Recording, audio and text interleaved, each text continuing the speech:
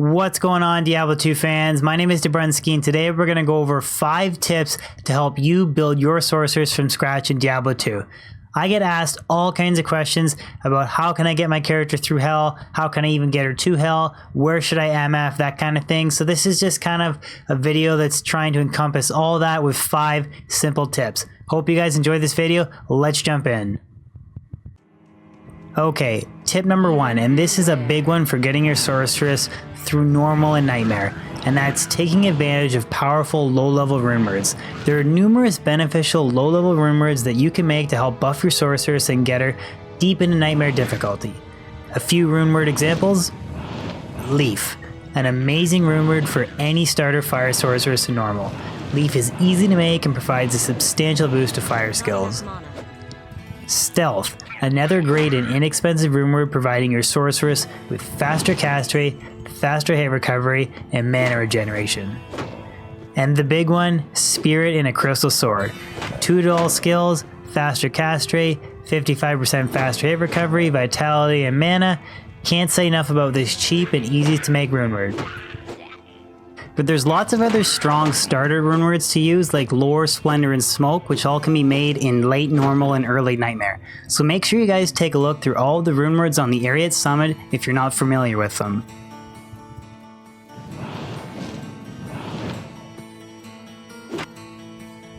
Tip number 2, overcoming mana issues. Making the rune word Insight for your mercenary as soon as possible in nightmare difficulty will help you overcome any mana problems with your sorceress. Insight requires the runes Ral, Tur, Tal, and Soul, and can be made in polearms or stabs. It's easy to make, all of the rune words can be farmed off of Nightmare Countess, and the level 12 to 17 Meditation Aura will make a significant impact at the rate at which your sorceress recovers mana. If you're lucky enough to roll the 17 Meditation Aura, your sorceress will get a 700% boost to mana recovery. You can then further boost your mana recovery with skills like Warmth and other gear choices. Here's a look at the progression of Insight in different bases and what you should aim for as you develop your sorceress. When you first start off in Nightmare, any 4 open socket polearm base will do, like this Battle Scythe. But then as you progress into Hell, you're going to want to use a better base like this Non-Net Thresher, and then eventually an endgame base like this Ethereal Thresher.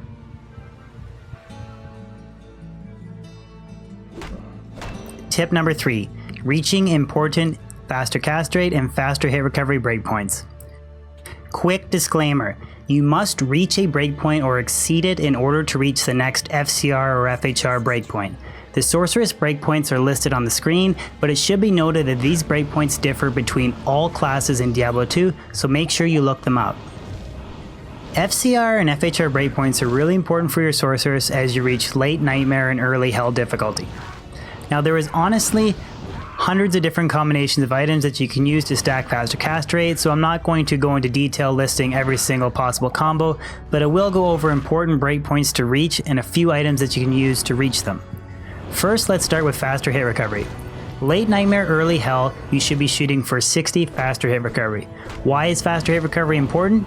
To put it simply, you're going to be able to recover fast enough from enemy hits to continue teleporting around and not be stuck in faster hit recovery mode. Fortunately for a sorceress, hitting the 60 FHR breakpoint is extremely easy. You can use Spirit in a Crystal Sword and carry 5% faster hit recovery small charm in your inventory, or you can wear Spirit in a Monarch Shield and carry 1 FHR small charm. Endgame sorceresses generally use Spirit in a Monarch, but using Spirit in a Crystal Sword is very common in Nightmare and early Hell. So now let's cover faster cast rate. So why is FCR important? Simply put, it's important because it allows you to complete teleport and spellcasting animations faster in Diablo 2, which will allow you to cover distances quicker and cast your spells more frequently, resulting in more damage to enemy monsters. Now there's numerous ways you can increase your faster cast rate breakpoints using rune words like Spirit, magic and rare rings with faster cast rate, crafted caster amulets, and unique or set items like Wizard Spike, Mage Fist, Trang's Gloves, etc. Again, too many item combos to list, but for illustration purposes, I'll show you the difference in speed for all of the sorceresses' faster cast rate breakpoints. Now there's 2 quick disclaimers that I want to point out as I illustrate the FCR breakpoints. Number 1, I recommend a minimum of 63% FCR while ideally shooting for 105 with the sorceress. Now you're not going to be able to hit 63 probably until like mid-Nightmare, but my point is don't be trying to teleport through hell with 20 FCR. And 2, the Sorceress has specific breakpoints for lightning and chain lightning, but I'll only be displaying the generic breakpoints for her in this video.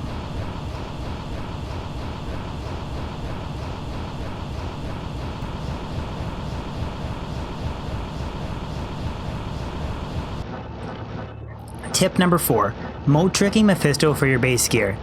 The moat trick is when you lure Mephisto to the edge of his blood moat and then teleport across it, leaving him stuck at the top of the screen.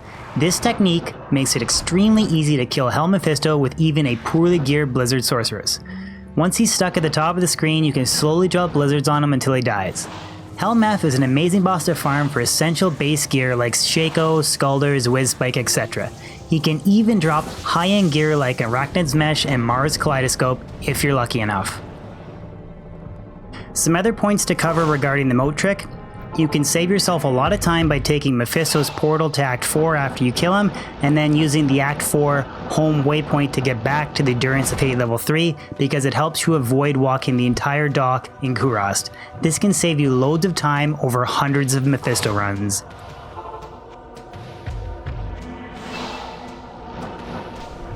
And finally, tip number 5, overcoming immunities in Hell. Now chances are if you're watching this video, you probably don't have Infinity to break immunities in Diablo 2, and you're wondering how do you get around fire, cold, and lightning immune monsters with your Sorceress. Now this can be accomplished 3 different ways. 1. Utilizing some form of a dual skill tree build to get through the game. The most common versions include a combination of fire and cold skill Sorceress. Some examples include the Frozen Orb and Fireball Sorceress, referred to as the Orbitaller, Blizzard and Fireball combo, known as the Blizzballer, or the Meteor Orb Sorceress, which utilizes the Meteor and Frozen Orb skill. There are other combinations, but these are probably the 3 most common fire and cold skill Sorceress builds in Diablo 2.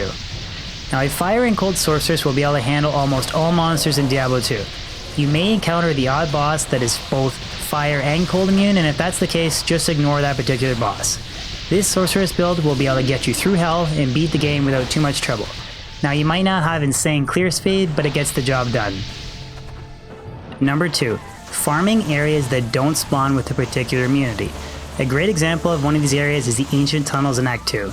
It's a level 85 area that almost never spawns cold immunes with the exception of the odd boss monster. It's an excellent area to MF with a pure cold Sorceress, and it's a great way to avoid any monster immunity issues.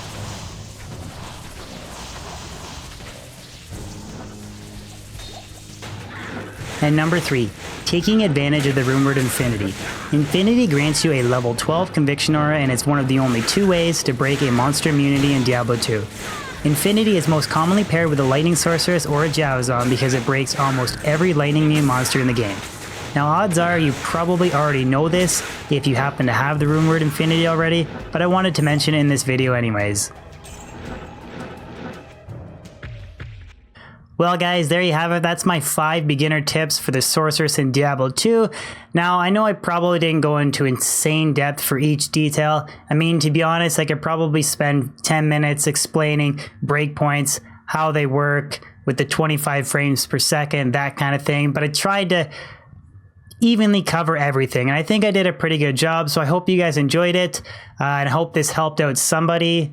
That would be great. If you could throw a like on this video, share it if you enjoyed it, and consider subscribing if you're new to my channel. That would be great.